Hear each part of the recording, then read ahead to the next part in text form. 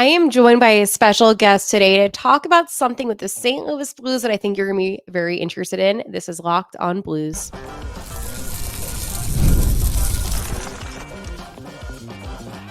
You're Locked on Blues, your daily podcast on the St. Louis Blues.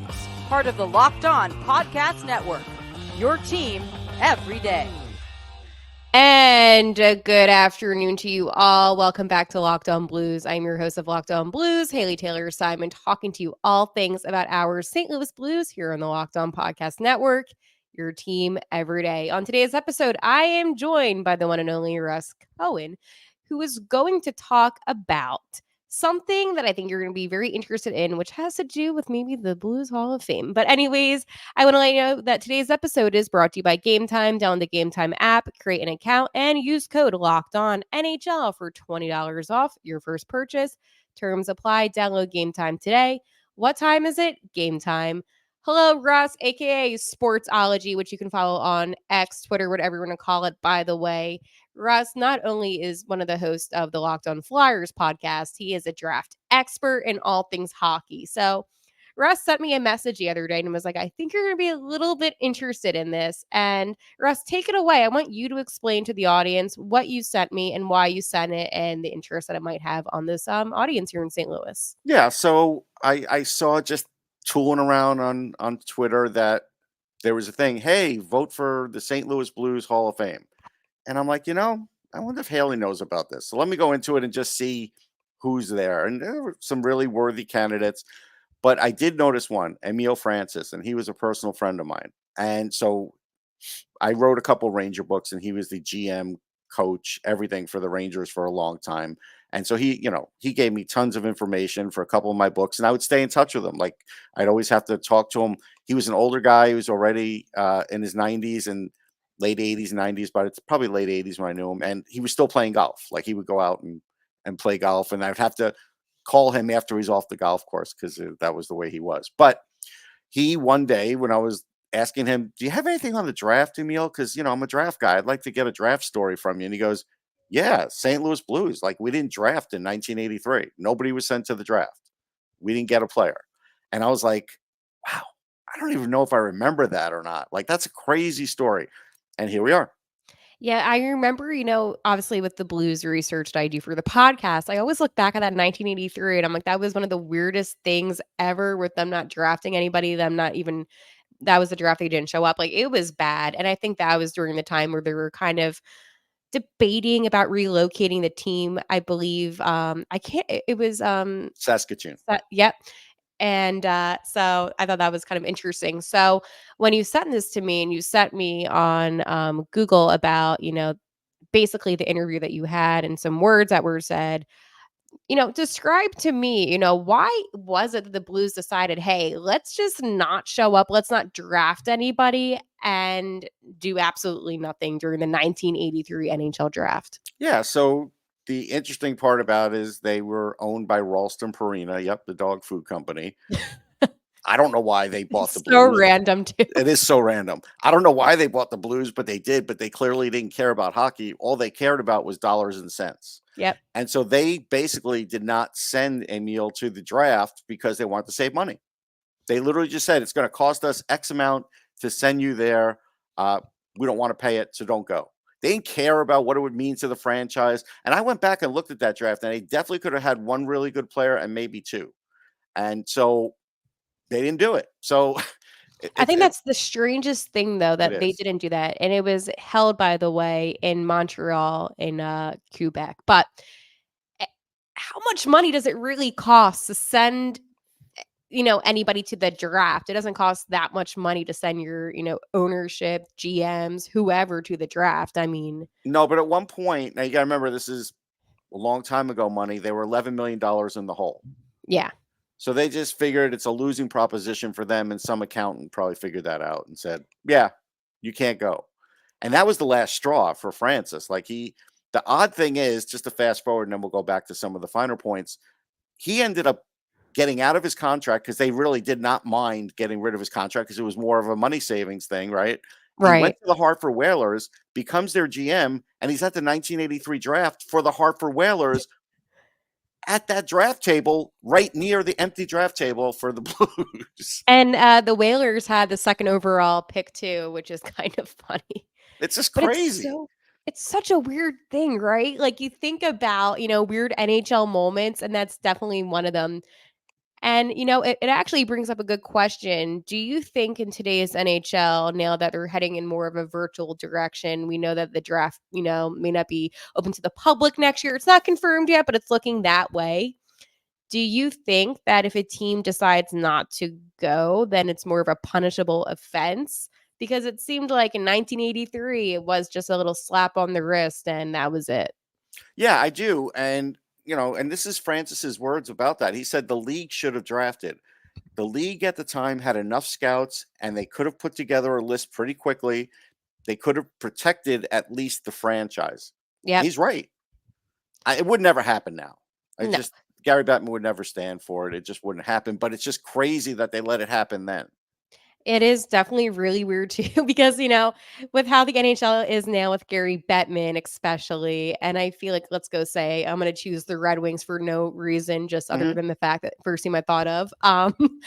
But if they decided not to show up and the NHL drafted for them, in a sense, like you said, I feel like fans now would have a problem with it just because the access is so much easier. But then back in the day, obviously, you can't just hop on a Zoom and make a decision or, anything like that. But it does I bring mean, up a good nowadays, point. not to interrupt, nowadays there's, more people than just me that could give them a draft list. Yeah. Like I could literally just give you a draft list and say, here, take my rankings. I'll give you notes on everybody. You can go draft, or I can go draft for you. Like, but back then, not as many people could do it. You were relying on like the hockey news. It was a different world. Right, like a small amount of people compared to now. But the draft Right. now is a very interesting thing too, not to steer directions or anything, but you and Mhm. I were both there in Las Vegas this year at the Yep. Sphere, and I thought it was horrible with how it was ran, just from a media perspective. But for a fan perspective, I think it's a mistake taking the draft away from the public. I think that it's one of those experiences. Now, granted, the Sphere is a very cool atmosphere, but I Oh, it's think amazing atmosphere. That's true. so cool. If I were to see it as much as the fans said, I'm sure I would have liked it a lot more, but the bad I Wi-Fi watched it on inside. TV a little bit just so for Yeah. whatever I lost, right? But what you're getting at, I understand. Like when I got there, I'm on the draft floor, right? So I'm part of Yep. Sirius XM. So I knew instantly. I found out. I said, "Hey, where are the prospects going to be?" Because normally they're on the same level as the draft, and they weren't. They were like on the fifth floor. So you That's literally had to so go. cool. So it's like I couldn't be. Normally, I would hang out in the Sirius spot, and then when I wanted to go do interviews, go do them, come back. Couldn't do that. So I had to just basically make sure I was upstairs for a lot of that time. So I did. And other than that, it ran really well. But I get it. Like that was a hiccup of the place. But yeah, it was if it truly is the swan song, who knows? Maybe this year they'll do the other draft. They won't like it and they'll go back to the old way. I hope That's that what that's I'm the hoping. case. I'm I'm honestly hoping hoping. for that because there are a lot of GMs that would like it to be the way it is because deals happen, discussions happen. Uh, And we you have saw that with the Philadelphia Flyers and the Minnesota Wild in this yes, draft. A deal happened on the draft floor between the two teams, and there was right. other teams rumored to be one of the teams, St. Louis Blues, to show interest in that 12th overall pick. And you're not going to get that having it No. virtual. It just feels like for me, hockey and the community of hockey, it's a much smaller sport in the sense of people, that show up. And it's not a, knock on the sport itself, but NFL obviously has that bigger, fan Yeah. base. And I think for all drafts in general, to not have it in person is a mistake. You're missing out on money if you're the league. And then for the fans, it takes away. I mean, I saw so many San Jose fans interacting with Ottawa fans, like the Oh, most, yeah. and you're not going to get that again. Well, all right. So here's the pluses and minuses. Okay. This isn't the league's decision. This is a decision from the GMs. We Yeah. got to make that clear, right? It's not the league's decision. Uh, they will still have a draft event.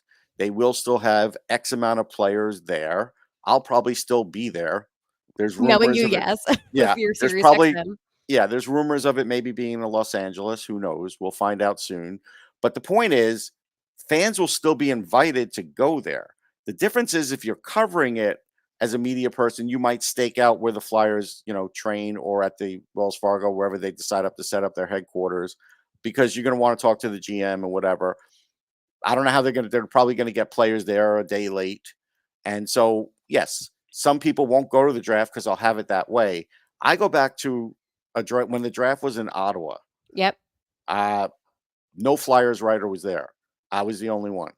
And I have That a must have been a cool picture. experience, It, though. it was. I have a picture of me interviewing Lucas Spiza, if you remember him. Yep. I am the only one interviewing him. Zach took the picture. Yeah. I have it. And Luca always remembered me because I'm the only. Now, Only he went on a one. conference call after, and people interviewed that way, but I was the only one.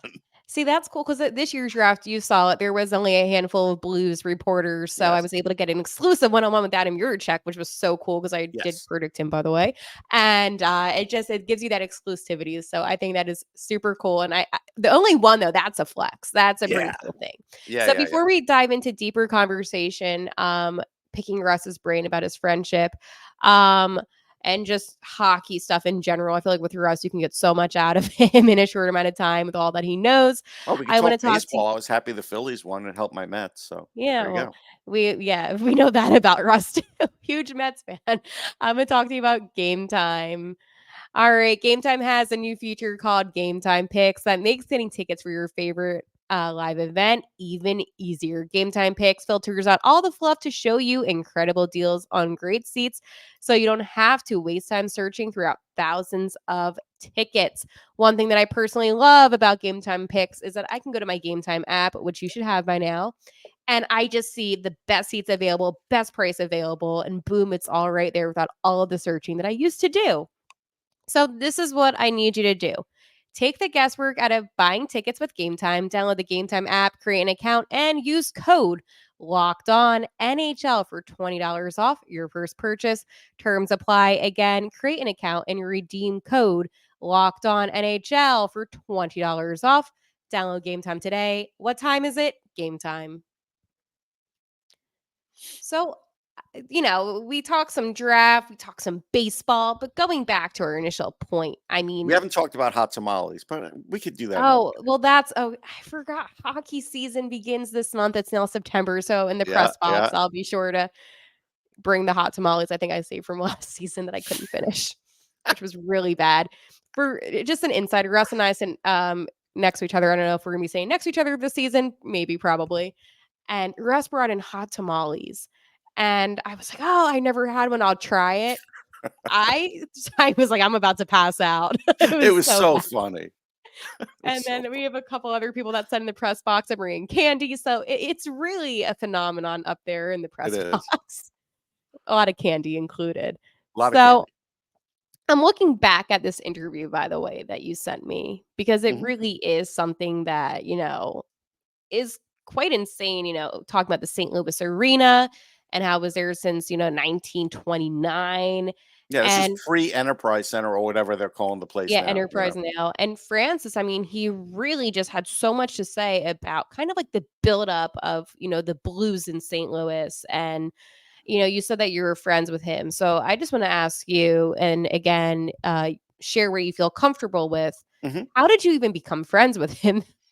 Well, I mean, through these interviews for the Ranger book, we would just always talk, and he would always just be more and more insightful every time. He from the death of Terry Sawchuk. If you don't know who he is, you could look it up and look how he had to basically go and identify the body of Terry Sawchuk.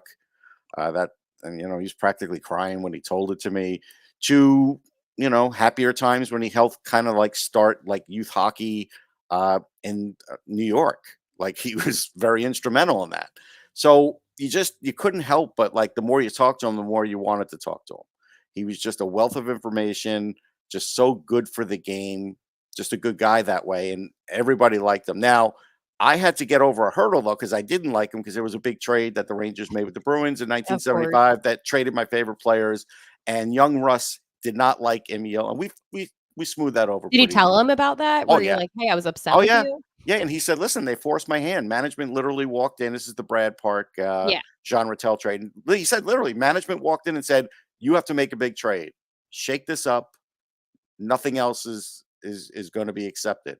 So what do you do? Like like you Yeah, have you can't do anything if management's, telling you. and a corporation owned him, and so like they had to do it. He had to do it. He was forced. He did not want to do it.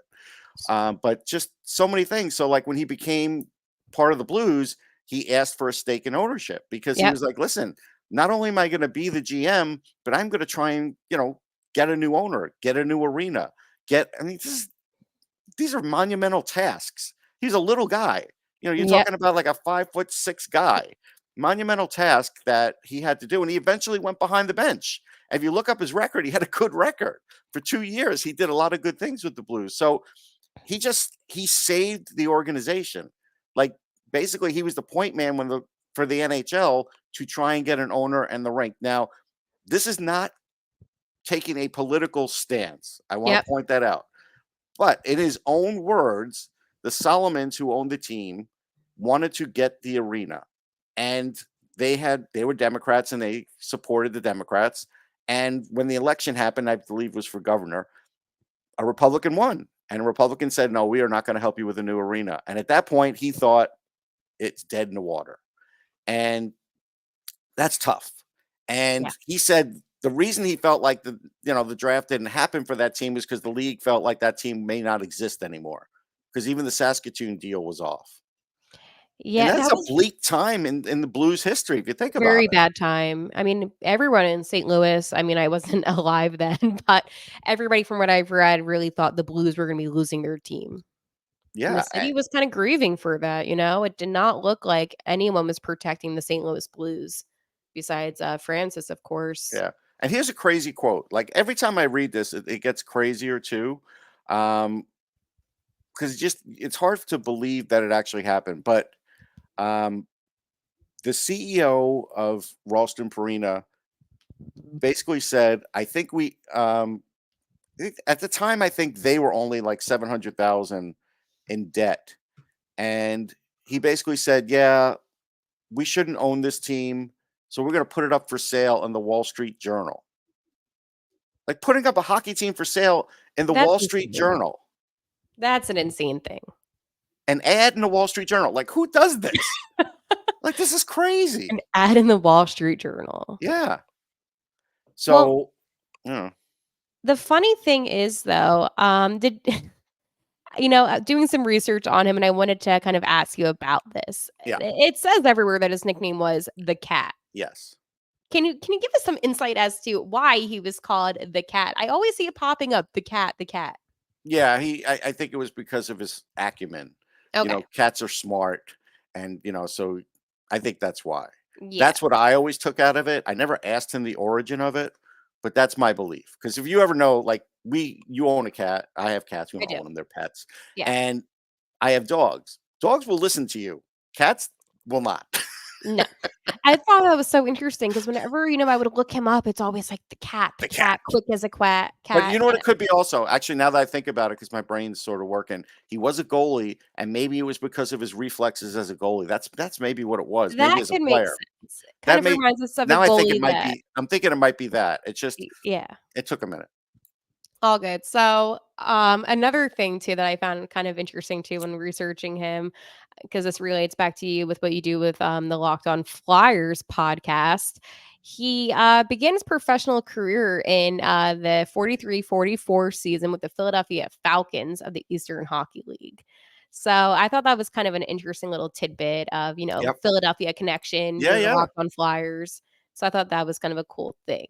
But anyways, going back to the St. Louis Blues, we look at our ownership now, right? We look at especially GM like Doug Armstrong, for instance, who Right. is very beloved here in St. Louis, especially Mhm. after this amazing offseason, by the way, that he was able to kind of We'll stir see. up. I don't know if it was fully amazing, but I think it was We'll take ballsy. anything at this point. Well, and I Yeah. don't want to say it like that, but I mean, I think after last off season with not doing much, this was definitely something in the right direction. But do you think, with obviously how much Francis did for the St. Louis Blues, that a guy like Doug Armstrong might kind of get the same reputation? Or do you think that it's just a completely different playing field? No, I think he has a similar reputation because without him, they wouldn't have won a cup. Yeah. And then he was able to completely rebuild the team when everybody, like, except for me, it seemed like didn't like Jordy Minton, said they can't get to the playoffs again. This is a couple Yeah. years ago, and he had a great year, and they did. They didn't win the cup that year, obviously, but just getting to the playoffs was a big deal, considering after the cup, things started to go down after a few years. So I think he will have that same reputation, and I think that because Francis didn't win a championship there, but he did, and that's a big deal. Like that's going to last forever. It is an interesting thing to bring up too, because when you do think about the St. Louis Blues, you think about how they won the cup, 5 years ago and how they've kind of went a little bit downhill, and I'm being generous when I say that. Yes, But now that they did pick up these, talents like a Broberg and a Holloway, you have a Ryan Suter, Torrey Krug may not be coming back. I There's a don't think lot he that is. kind of factors in. So I do want to ask, because you are one of the hosts of Locked On Flyers podcast. Make sure to follow them on YouTube as well at Locked On Flyers. How do you think the St. Louis Blues and the Philadelphia Flyers will match up this season? I think the Blues will be better because I think the Blues have better goaltending. The Flyers' goaltending is still largely unproven. Yes, Sam Urson seems good, but Jordan Binnington is battle tested. He won a cup. Yes, Yeah. he has a bad temper, but He when didn't he's have any on, outbursts last season. no, he didn't. But when he's on, he's on. Like Yeah. that's the thing about Jordan Binnington. So I think the Flyers have to prove that they have that kind of goalie. So that makes a big difference. Now, with what the Blues did as far as talent, I Holloway's terrific. I Yeah. watched him in college. He's only gotten better. He had a broken wrist for a little while, so that kind of slowed down his production. He and I don't think he's going to play center, but I got to tell you, he could take faceoffs even as a winger. So he's a guy that could easily score 20 goals, and that could be a big deal. Philip Broberg, I got to admit, it's too much money for him. We'll Way see. too much. We'll see if the Blues are right about this one. This was a real gamble. I understand they had to fill a role. If he's going to play top four, you're really stretching this guy because I Yeah. think he's a bottom pairing guy. Now, he's a great skater and he's got a lot of offensive talent and a lot of skills. Not a great defender, not physical. So, but he's got long reach. So we'll see. We'll see. Maybe they see something that the rest of us don't. I didn't love him in his draft year either. I'm honest about that. But that little window in the playoffs was good, but it's a little window. But still, when I look at the Blues as far as what their options were, there weren't a lot of options. So I understand why he did this. Yeah, and it makes sense. I know Alexander Steen, who will be taking over as GM for the St. Louis Blues in a couple of seasons after Doug Armstrong. He did a lot of scouting on Broberg especially. So I do feel like the Blues kind of have this like insight on why they, went after them. But I Mhm. also think too at the same time, it was to kind of, I don't want to say that to shove it in Bowman's face or anything like that. But it was kind of like, hey, Well, I think it's a little of that in the sense yeah. that do I believe if Ken Holland was there that Doug Armstrong would have done that? No, He I said he don't would have believe done it. it to his own mom, I though. know he did say that. I get it. I don't think he would have done it. Nobody ever did it to Ken Holland, right? No. I don't believe it. So I don't think he would have either. But Yeah, it just afterwards, was it's easy to say that. I'm not calling him a liar. I'm just saying this is a friend of his. I would have been really shocked if he did it. We'll if he never did know that. the answer. So, looking back really fast with the Blues and Flyers, last season there was a great game between the St. Louis Blues and Philadelphia Flyers in Philadelphia, with the Blues winning in a shootout, which, was exciting because, Philly loves their shootouts. The fans definitely do not. But anywho, It's that game was so interesting because Kevin Hayes, scored, and it was like his first goal in like I want to say 15 games. It was a long streak. So I do feel like these two teams, I mean, we've talked about it before, the amount of history with the Blues and Flyers between, Berube even, who was nailed Toronto. There's just so much, Captain Braden Shen used to be on the Flyers with yeah. brother Luke Shen. Got a note about Braden Shen. So I'm working on a book, 50 Greatest Goals in NHL History. We're including the Olympics too, and we're ranking them, Oh, me cool. and Matthew Blittner. Braden Shen, his first goal in the NHL at the outdoor game at Citizens Bank Park, which is kind of cool to have an That out. is cool. That's a pretty wild thing. I had almost forgotten that. I was like, oh, yeah, look at that. Braden Shen's first goal. So, And and I he's turned always out to be a heck of a player, He honestly. has. I'm proud of Braden Shen. But I feel like whenever the Blues and Flyers play each other, even when the Flyers were out in St. Louis last year, it's always such a good game between these two teams. And I Yes. know they only meet up twice in a season, but at least for me, it's always very entertaining. And I feel like they really step it up, both teams, which is a little surprising, honestly, because they're not rivals. There's nothing, between the two teams that would make them amped up, maybe how the Blues are against Dallas. But No, why do you think that is? I think they're built similarly because The Flyers want to be like bigger, faster. The Blues have always wanted to be big and heavy, especially when Berube was there. So I think they have a similar philosophy that way. And just the same way as the Flyers have the Flyers way, the Blues do have a Blues way. They do. That's part of Armstrong. So I think that's why you see that. Yeah, it's always interesting. Well, I know these two teams will be facing off relatively early this season, unlike last season, and I plan on being both of the games home and away. So it should be an interesting match between these two, and I'm sure we will do a crossover when that happens. Personally, for all the watch this podcast, know that I live in Philly and do stuff with the Flyers too. So it's like my heyday. Last year was Dollar Dog Yep. Night Yep. on Blues and Flyers Day. It was perfect. So couldn't ask for anything better. Russ, thank you again. Can you let everybody know where they can get your books, where they can, find more about you? Because you have so much insight on, the NHL as a whole, prospects even, that it would be a disservice not to let everybody know where they can find you. Well, thanks. I mean, at Sportsology on Twitter and Instagram. Uh, you can look up Russ Cohen on Amazon. There's a guy who does like foraging. I'm not that Russ Cohen. It's me with the hockey. So you can find, he gets all the top hits. He Wait, does forages he really? mushrooms. I don't even know this guy, but he has the same name. Swear to God. But anyhow, you could do that, and that's where I'll have notes about the new book and such. Locked On Flyers, Sportsology.com, NHLDraftBuzz.com. I have a lot of draft historic stuff on there, videos from different drafts, interviews. I still put out profiles about players who were just drafted. So at some point, I'll probably get to some Blues players too. So yeah, I do all that, and yeah, I work on the draft every year. So you'll see my draft list there too later in the year. I just want to also give you credit. Oh, Your one more draft, thing. yeah. One more thing. Also, that Emile Francis story is in my Kindle Vella. That's like these short stories that Kindle has, and yeah, so it's called Tales of the NHL Draft, and I have a bunch of draft stories. There are probably like 6 or 7, and I'm going to add to them. This is like the most impressive thing. I find out that you do more and more every day. But your draft profiles this past year, your draft list that I looked at, even doing an episode one time here in Locked On Blues, like it's spot on. Like, I you know, appreciate it.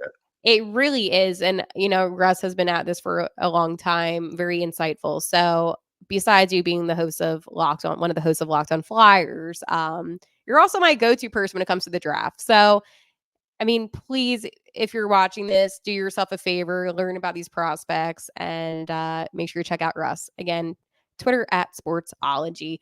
All right, Russ, have a good rest of your day, and I will talk to you soon. Thanks. See ya. And thanks. And for all of you watching, I will talk to you tomorrow. And like always, let's go Blues.